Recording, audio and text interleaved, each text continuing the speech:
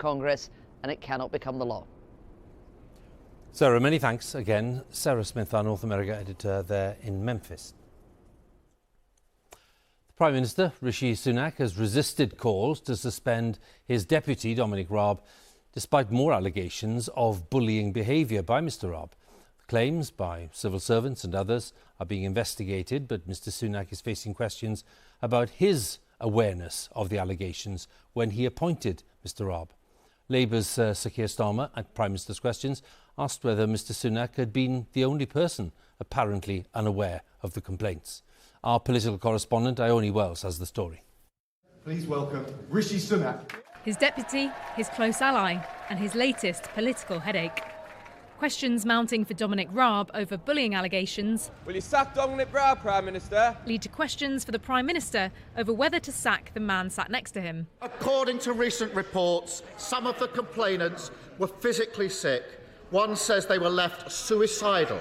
How would he feel if one of his friends or relatives was being forced to work for a bully simply because the man at the top was too weak to do anything about it? When I was made aware of formal complaints, I instructed a leading independent KC to conduct an investigation because I take action when these things happen. Number 10 say Rishi Sunak was not aware of any formal complaints about Mr Raab when he appointed him, but won't confirm whether or not he was aware of informal ones. It's a question that's followed the Prime Minister for months. Were there any concerns, even informal ones, raised with you about the conduct of Dominic Raab before you appointed him as your deputy? Now, I've been very clear. I don't recognise the characterisation of Dominic's behaviour, and I also was not and am not aware of any formal complaints. I asked about if there were any informal. No, well, there's a formal complaints process, and that's the important thing that people should avail themselves of if they have concerns. Did anyone or any document raise any concerns about his behaviour at all? I was not and am not aware of any formal complaints about Dominic's behaviour.